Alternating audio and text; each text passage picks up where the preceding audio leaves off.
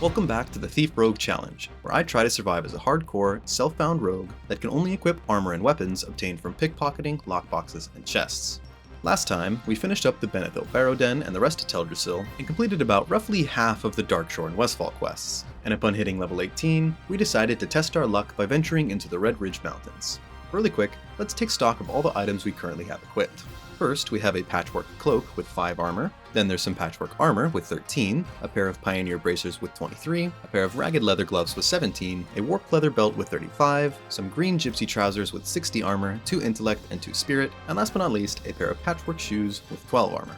As for our weapons, in our main hand we have a fisherman knife with a damage range of 4 to 8 and a speed of 1.4, and in our offhand we still have our fine scimitar with a damage range of 3 to 6 and a speed of 1.9. And now that we're all caught up, let's get back into the challenge. Hey, just a quick note though, if you're wondering why this video took a bit longer than the rest, there's a few reasons for that, but the main one is that there was a pretty big recording mishap that kind of went unnoticed until I started reviewing the footage for this episode. I'll talk more about that later when it comes up, but I just kind of wanted to let you know ahead of time to expect another one of those amateur content creator learning experiences that I'll do my best not to replicate in the future whenever I get back to working on content that doesn't rely on footage that's been sitting around on a hard drive for over a year. But yeah, anyways, back to the video. As for Redridge Mountains, this is one of those weird zones that's designed around players briefly popping in for some lower level quests when they first arrive, only to then later return at a higher level to do the majority of the zone's quests. So as a hardcore character, and one with terrible gear mind you, this means that we're going to have to be extra careful about wherever we go, since there are quite a few dangerous mobs here that can kill us. But as long as we stick to the entry level areas, we should be fine, for the most part.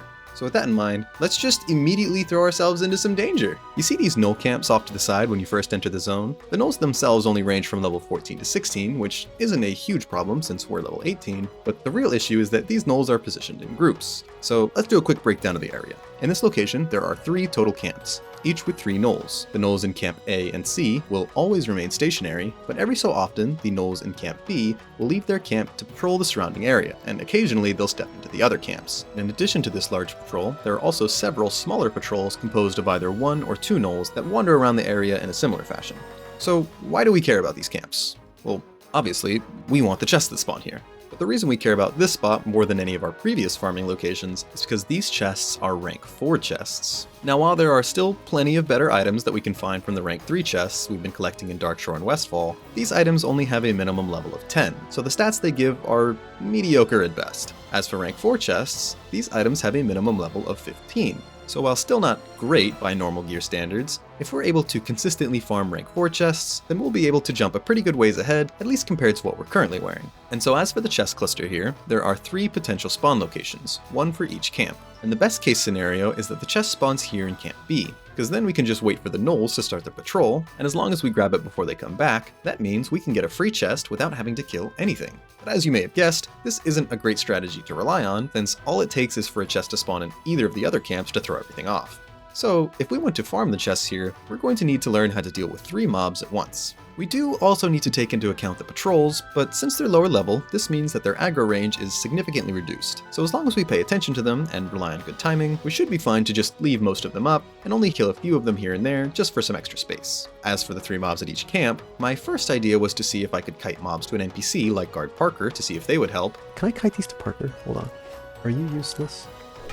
Yeah, you're useless. But unfortunately, he didn't seem too concerned about the vicious hyena men assaulting us, so that meant we would have to get a little more creative. And the solution here revolves around 2 main abilities, Sap and Gouge. Now, Sap is definitely the easier to make sense of, since its long stun basically lets us remove one of the mobs from the equation for 25 seconds, but since Gouge only has a 4-second stun, its use is a bit more complicated. But if you watched episode 2 of this series, then you may already know where I'm going with this. Prior to obtaining Sap, a good way for low-level rogues to separate 2 mobs is through the use of Gouge kiting, where upon pulling 2 enemies, the rogue immediately gouges one of them, and then begins attacking the other mob as they kite it away from the gouged one. So even though the stun from Gouge is pretty short, the added distance that enemy needs to cross to reach you essentially turns the situation from a 2v1 into 2 back-to-back 1v1s, since the one you kited should die before the gouged one reaches you. Now the idea behind this technique is simple enough to understand, but the part that tends to trip people up is the way in which you need to move in order to attack a mob while moving at full speed, because your character still needs to be facing a mob in order to hit it. Now in the starting zone, most mobs tend to be slower than the player, so sometimes you can get away with just backpedaling, but as you progress further into the game, the vast majority of mobs tend to run around 15% faster than the player. So if you try to backpedal in these situations, you likely won't be able to kill the second mob before the first one reaches you, meaning you'll still need to face tank the damage from 2 mobs at once for at least part of the fight. So, the best way to actively attack a mob while kiting at full speed is to strafe away from the mob while repeatedly jumping. The hard part though is that as soon as you enter the air, you need to swing your character towards the enemy as you attack, and then immediately swing your character back to the side as you land to maintain your direction. And since this type of movement can be a bit awkward, I recommend practicing without mobs first, at least until you can move mostly in a straight line, and practicing along a road can help with this. Then try it with just a single mob, kiting it back in a straight line until you can reliably attack while moving, and then once you have both of those things down, then try incorporating an additional mob with gouge. Fun fact, this strafe jumping technique is also something I use extensively when fleeing from enemies, as while not completely foolproof, it does reduce the chance of getting dazed, since it minimizes the amount of time your back is faced to the enemy. Okay, back to the null camps. As long as we make sure we're paying close attention to the patrols, all we need to do is approach the camp while stealth, sap one mob, gouge another, and then kite the third one away as we kill it. And then ideally, the gouge mob would catch up, followed by the sapped one shortly after. Now let's take a look at my first attempt at employing this plan. I start by clearing one of the patrols just to give myself some more space, then I wait for the large patrol to leave, and then sap one of the 2 mongrels. Since there's a slight delay before the other 2 mobs aggro, I use that time to back up and regen a small amount of energy, but once they approach, I make the mistake of popping evasion way too early. But I do end up gouging the other mongrel without much issue. And once both mobs are CC'd, I then begin very sloppily kiting the Thrasher towards the road, which did allow the gouge mob to reach us before the Thrasher died. But either way, the Thrasher finally went down not long after, and then we start kiting the gouge mob away, slightly less sloppily, as the sapped mob starts to chase us. And this time we do manage to kill this mob before the next one reaches us, but just to be safe, we decide to keep running in order to reset the situation and give us a chance to heal before taking down that last mongrel. And once we make it back to the camp, all we needed to do was wait for the patrols to clear, kill the last mob, and then, without even using a single health potion, we were finally able to open our first rank 4 chest, which gifted us with a laced cloak with 9 more armor than our patchwork one. But more importantly, despite the mistakes, this experience taught us that we had essentially cracked the code for a reliable method of obtaining rank 4 chests. And because we'd managed to do that even with a sloppy execution, that just meant that the room for error was large enough for us to continue using and perfecting the strategy. And so, after setting our timer, we grabbed the flight path and made our way into town to grab some of the quests closer to our level. But before stopping by the inn, we take a quick moment to grab the next part of the lockpicking quest, and then jump straight into Lake Everstill for Hilary's necklace, and then swim further in to grab Oslo's toolbox, which is a bit more risky than the necklace due to the level 20 Murloc scouts that patrol the area, but even though one of them came scarily close to us, we managed to escape without any issues. But as we make our way to the surface...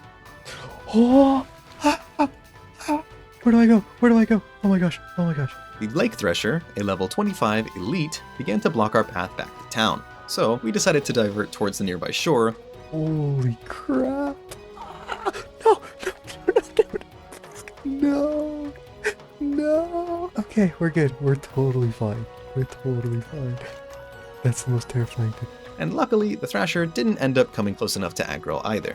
And as we come ashore, we spot another rank 4 chest in the midst of a gnoll camp, but since these mobs were a little closer to our level, and since there were 4 of them instead of 3, we decided to leave it be and return to the area we're more comfortable with. And this time, we find the chest in Camp C. But since I was still a little new to juggling 3 mobs at a time, I made a few more mistakes.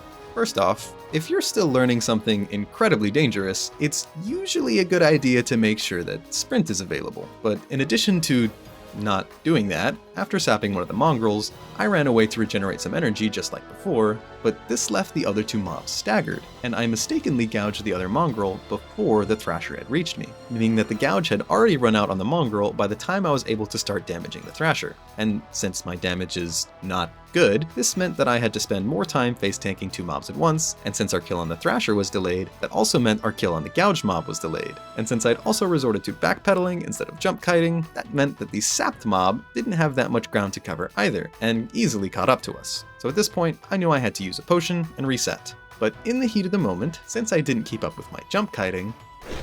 I'm dead. Oh, okay. We're not dead.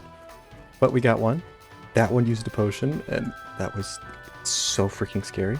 But then they reset immediately after, so it didn't really matter that much. But since we didn't die, this once again proved that there was plenty of room for error, so long as we just made sure to, not be stupid. But it also proved that while slower, we could always just reset in the middle of a pull if it went wrong, even without sprint, as long as we caught our mistakes early enough. And so, after re-engaging with another sap, we take down one of the mobs that almost killed us, and then wait for the other, but for some reason, the sapped mob never actually came after us. And while I'm still not 100% sure why this happened, I'm thinking I might have somehow split pulled them. And if you don't know what split pulling is, basically, whenever you pull multiple mobs at the exact same time, they each get their own individual aggro leash, instead of sharing the aggro leash from the first mob you pull whenever they socially aggro. But since this didn't happen any of the other times I used this strategy, I don't actually know if that was the case. So if you have a pretty good idea as to what caused this, leave a comment. Oh, and also, are you starting to see why improved gouge is so important for this challenge? If I had used my talent points correctly, I could totally have an additional 1.5 seconds of gouge time. But no, past me was still running lightning reflexes.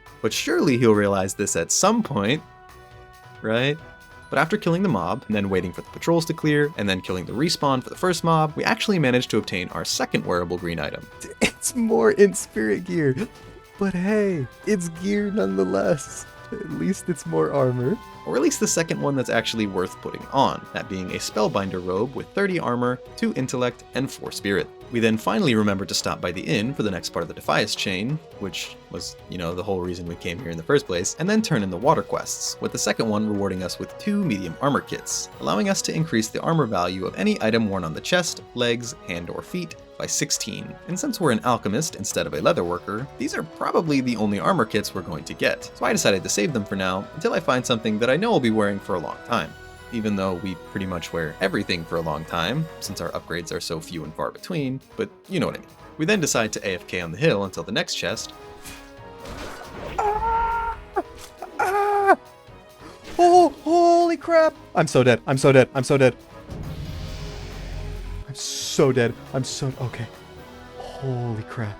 But this one wasn't so lucky as the last two. And while up until this point, I have been showing every chest that I've opened during this challenge, this is, unfortunately, where that's going to end, as we're going to be spending a lot of time in the same location opening chest after chest. And since the vast majority of chests are just trash, I don't really think that's going to be very interesting, so I'm going to make the executive decision to start skipping over most of the useless ones, unless there's still something at least mildly interesting to talk about. But just so you still get an idea of how much time I spent risking my life for worthless garbage.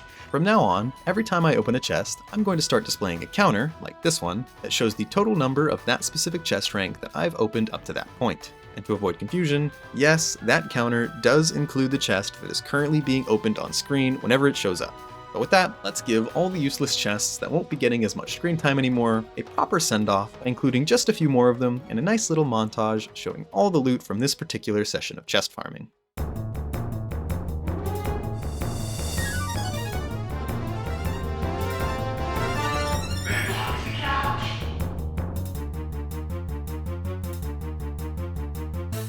Can I kill this? Is this gonna kill me? Am I gonna die? Holy crap, I might die. We just run until it resets.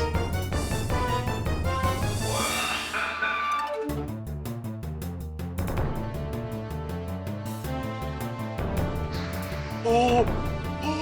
Holy crap!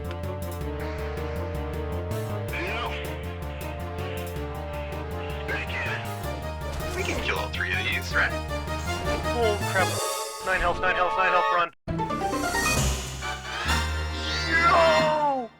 I don't think these are worth it. Man, this game loves to give me spirit. We have technology.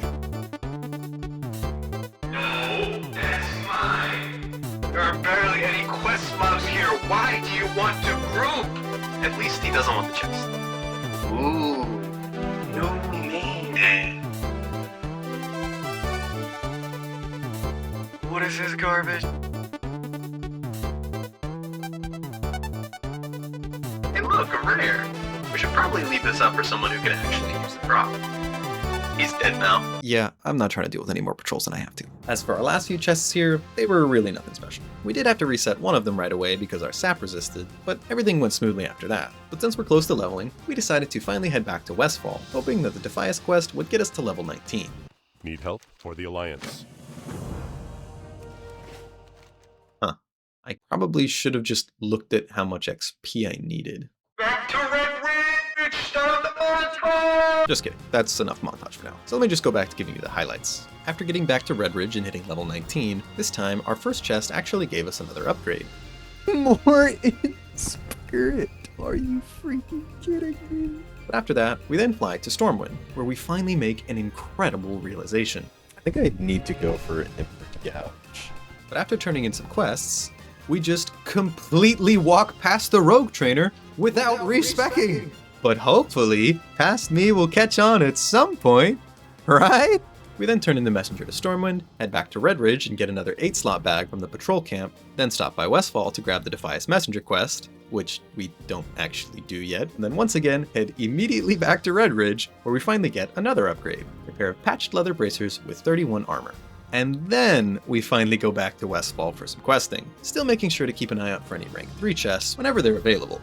We then work on getting a few Knoll Paws, and then move on to the Defias messenger, who, as you may have guessed, wasn't there. Hey look, more chests! And what do you know? More trash! Wait, didn't I say useless chests wouldn't get that much screen time from now on? Who cares? I think it's still interesting to at least see the locations where I look for chests, even if I don't actually get anything from them. But after a while, we finally managed to grab the messenger, and then help this warlock finish the Defias trader escort by helping to clear some of the pillagers and looters, before then attempting the escort for ourselves, which seemed like it would be relatively easy since by the time we got there, some other people camping the messenger spawn had killed the respawns, but then they respawned again. And not just one, but 3 Defias pillagers decided to all pop up right on top of us at the same time. Needless to say, the trader died, so we failed the quest, and figured we'd just try it again some other time.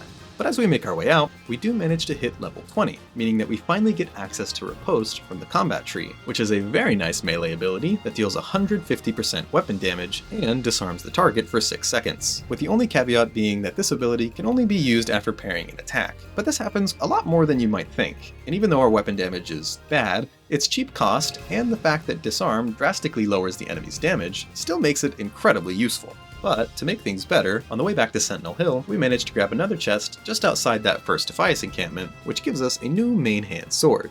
But wait a minute, this has a lower DPS than our dagger. Is this really an upgrade for us? Well, yes and no.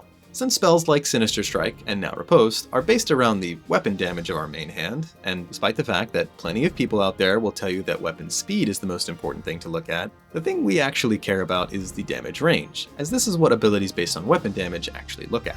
Now I will admit, there are some factors and niche cases where weapon speed does come into play, but as a general rule of thumb, in a lot of cases, we really only care about the damage range, and it just so happens that slower weapons are usually the ones that have higher damage ranges. However, trying to min-max things at lower levels like this can get a little bit tricky when we account for the fact that for most of our time leveling as a rogue, our regular baseline melee attacks, often referred to as white hits, actually comprise the majority of our damage. So if we want to get technical, the real question we need to ask is, does increasing our ability damage at the cost of our white hit damage allow us to do more damage overall? The answer? I don't know, but I'm not doing the math to figure it out. And the sword is cool, so we're wearing it. But Rel, you don't even need to do math. Just look at the DPS meter whenever you use the dagger and then compare that with the... I don't care! But now that we're level 20, that means it's time to train for our next rank of stealth, and then head right back to Redridge for, you guessed it, more chests. And the highlight of this session is an ornamental mace. But make no mistake, the only thing we'll be ornamenting with this thing is the faces of our enemies, as this is yet another upgrade to our main hand. But like, one that's actually an upgrade this time. And since we're still traumatized from the last mace that slipped through our fingers, this time we immediately pause what we're doing and take a trip to Ironforge to train maces. Then make sure to grab our Rogue Poison quest, and once again forgetting to fix our talents on the way out, and then head back to Redridge to dreadfully level everyone's favorite skill as we scavenge for more upgrades. We then work on killing the Murlocs for their fins, and for that one fishing quest you don't actually have to fish for, and then clear for another chest with some green pants. But before we can loot them, we get interrupted by the patrol. There's pants in there. There's pants in there. Go away. Go away. They don't have any useful stats on. Watch them be in spirit. Watch them be in spirit. Ah! Stamp Spirit. And even though they're less armor, we decided to put them on just because it felt right, and once again, I'm not doing any math to justify that. But not long after that, Oh, yeah! We finally have some agility. we then get a duplicate of our shoulder pads, which I put on since they had more durability, saving me like a couple of copper, I guess, and then finally get to work on the lockpicking quest, which requires us to train our lockpicking skill by practicing on these conveniently placed practice boxes until we're able to open this bigger box in the center. But since these practice boxes just endlessly respawn, it's actually a pretty good idea to just spam them until they stop giving points, as an easy way to level the skill as much as possible. And while you can go higher, my sweet spot is usually around 90, since that's about the time where I get bored of clicking on multiple boxes just for a single point. We then hit level 21 from the knolls above Lakeshire, where we then put a point into Endurance to reduce the cooldown of Evasion and Sprint. Then we turn in our Rogue quest, then take a quick detour for the Messenger to Darkshire quest, and then hearth back to Aubertine to finish up Darkshore. Ooh, spooky underwater quest. Get out of here with this baby boat water quest.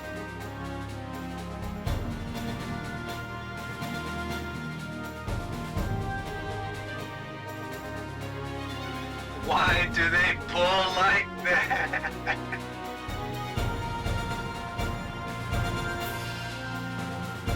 Mushroom. Quick tip. Always face the wave riders away from the pit so they don't knock you into it. Mushroom. Mushroom. Mushroom. Mushroom. 1, 2, 3, 4.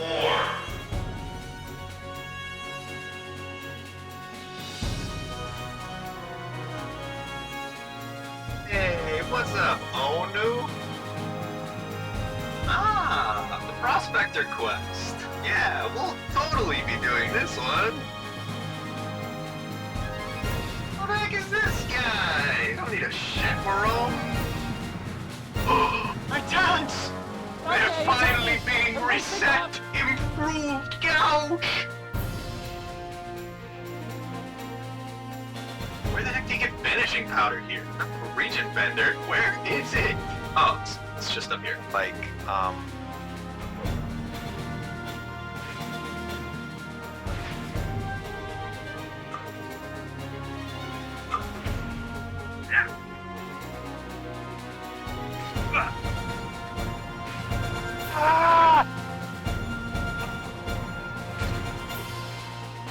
Oh my gosh, I'm gonna freaking die.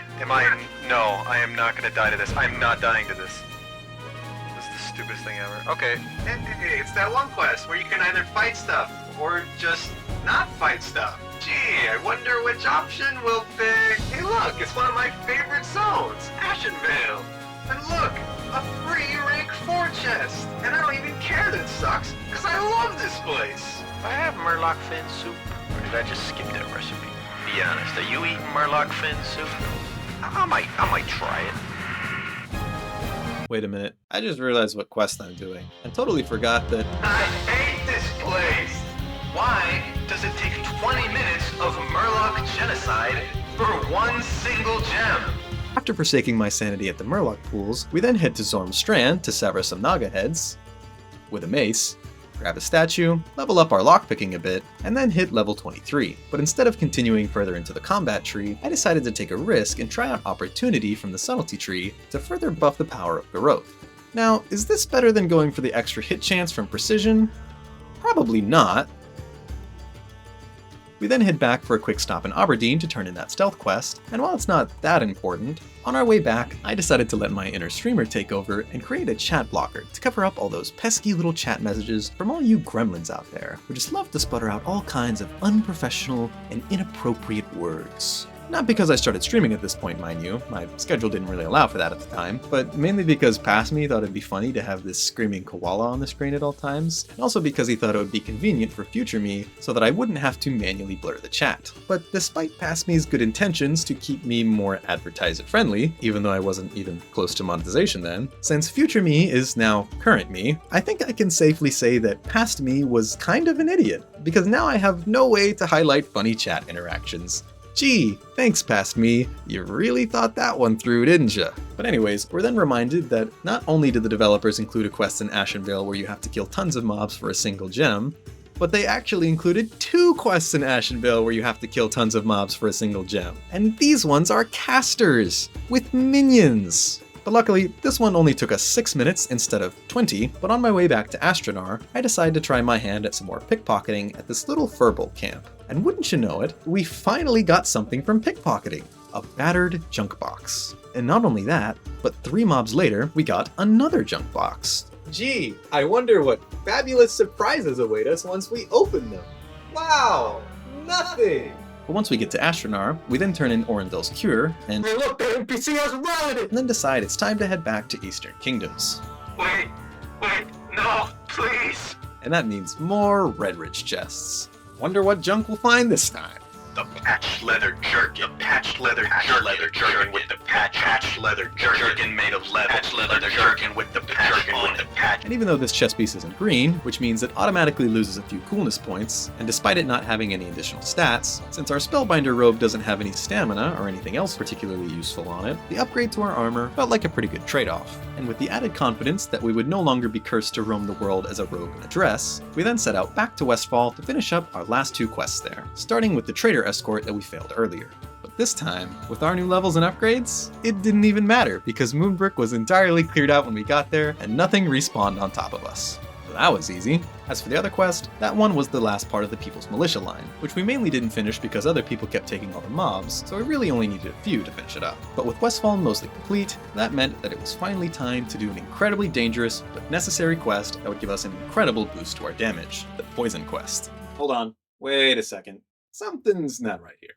This camera quality is suspiciously not terrible. Wait a second. Who the heck is Schmungulus? Okay, I have to be completely honest with you, and that means I have to admit something that pains me quite a bit. You know how past me is kinda not very smart? Well, he really outdid himself this time because I don't have the footage from the Poison Quest. I don't know how past me possibly managed to screw up this badly, but this is the only piece of footage I'm missing from the entire run. Not anything from the several hours of footage where I open nothing but trash. No, I'm missing one of the most dangerous and notable quests in hardcore that all rogues have to deal with. And I only found out about this when I started reviewing all the footage for this video after posting episode 3. But after scouring every single piece of technology I own for this footage, I'm convinced that it just doesn't exist. All I know is that one piece of footage ends with me AFK on a hill during the People's Militia quest, and the next one starts in the middle of a flight path on my way back to Redridge to farm chests while I wait for my deadmines group to find a tank.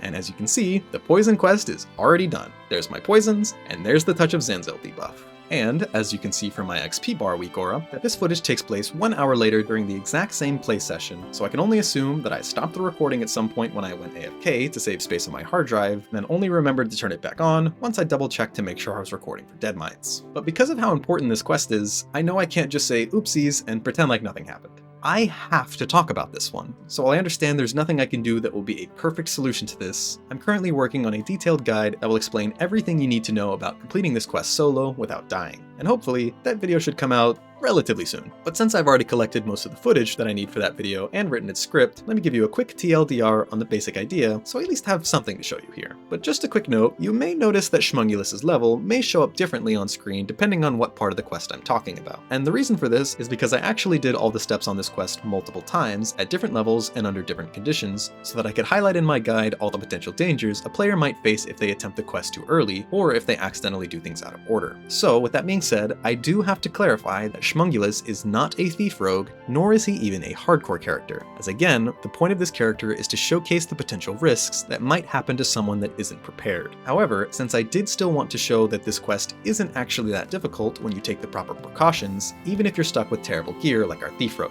So, throughout the entire process of filming for this guide, I didn't use any gear with stats or armor, and the only things I had equipped was a red Defias mask, a red linen shirt, and a blank guild tabard. And the only useful item I had equipped was a weapon, as we do need to use sap for this quest. But instead of using something actually good, I used the weakest thing I could find, the worn dagger that I started with when I first made the character. By the way, if you're wondering why this video took so long, this is why! So first things first, you're going to need at least 75 lockpicking skill, but I recommend more just to be safe since you don't want to waste time with a failed attempt. I like to go with around 90 because that's how high I take it when I first do the lockpicking quest, but you should be fine with around 80 or 85.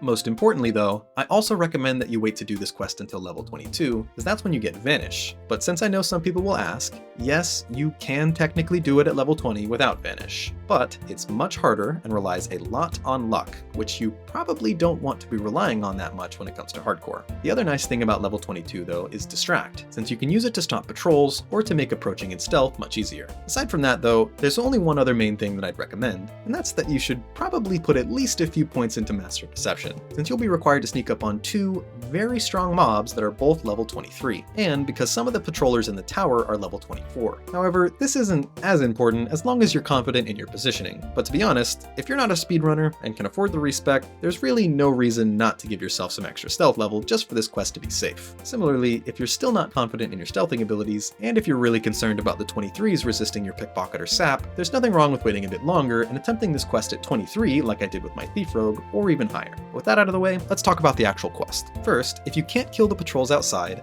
the best thing to do is to mark them with target icons and then just keep an eye on them. Then, once you have a clear chance to sneak up on the malformed Defias drone, pickpocket him for the tower key. If at any point he catches you though, or if the pickpocket resists, immediately vanish, wait for the cooldown to reset, and then try again. Once you have the key, enter the tower and take the left ramp upwards. For reasons I'll explain later, you do not want to take the one on the right. When you reach this point, you'll likely encounter two patrollers engaging in some RP. If they're still talking, wait here and do not move forward. Once they finish, the one closer to you will walk down the path you didn't take, and once the other patroller turns and walks left, then move forward and take the path to the right. Once you get here, wait for that patroller to stop and turn around, and then progress further up the tower, making sure to keep an eye on this set of two patrollers on the next floor. What you need to do is wait for them to pass you, and then start following them from a safe distance until you reach the last set of stairs that take you up into Clavin's room. And once you're here, first, make sure your Vanish is available, approach from behind, and then spam your sap keybind. Because even if he notices you, as long as you're spamming it, he should get stunned before he starts attacking you, since sap does not require you to be behind the target. But as soon as the stun happens, run straight to the chest and pick the lock. And as soon as you loot the journal, use your Hearthstone. If you manage to get the hearth before the sap breaks, great, you're done. But if the sap breaks early and your hearth gets interrupted, immediately use Vanish to reset him, stealth into this corner, and then try the hearth again. And just a note, if for whatever reason your hearth is down, you can actually stealth out, but just note that the debuff you get from opening the chest, the Touch of Zanzil, will reduce your stealth level by about 50 points, or essentially 10 character levels. But despite how crazy that sounds, you can actually stealth out without getting caught, as long as you make sure to pay extra attention to where the patrollers are facing. But really, you should probably just make sure your hearth is up before you do it, and just use that, as that'll make the whole thing much easier. And that's the safest way to do the Alliance Poison quest without dying. But as for my Thief Rogue, and unfortunately you'll just have to take my word for this, but the only difference between what I did on that character and what I've just described is that I did it at level 23 instead of 22, with no points in Master of Deception, and I also stealthed out instead of hearthing because I kinda just forgot that I had a Hearthstone, and it never crossed my mind to even use one here until more recently. Great, that means it's finally time for deadmines, right? Well, no, because not long after I landed in Redridge, the group just completely gave up on looking for a tank and disbanded. And so, after farming for nothing but junk, and then watching this level 17 die to the orcs up the path, and doing absolutely nothing to stop it from happening— Wait, no way. sorry by the way, I decided to log out for the night. But luckily, when I logged back in 2 days later, it didn't take long to find another group, without a tank that once again disbanded. Side note, if you're at the point in your WoW addiction where you're playing hardcore, and if you're still one of those warriors who actively refuse to tank under any circumstance, especially when it comes to low-level dungeons like deadmines, I think you may need to have your warrior license revoked. I mean seriously, you guys can't hog all the tanking abilities and then just not use them. You guys are the tanking class. And sure, you do also have the reputation of being the best DPS class at endgame, and to be fair, tanking is kinda just not fun in Classic, especially while leveling, and I do understand that it's extra scary to tank in hardcore, but maybe, just maybe, you could just, lock in? Says the rogue in grays who can't even tank in the first place. How about you pick up the broadsword, little bro? Oh yeah? Well, good luck finding any gear when every dungeon in Raid looks like this. You know what? You're next, Sparrow Cat One Tricks. I'm main druid. I know you can tank. I fell out of my chair. Anyways, literally 2 minutes after that group disbanded, I got invited to another one that actually filled, and so that means now it's finally time for deadmines. Wait a minute. Deadmines is probably going to take up a lot of screen time. How long is this video already? Huh. I guess I do still need to end the video on a cliffhanger. So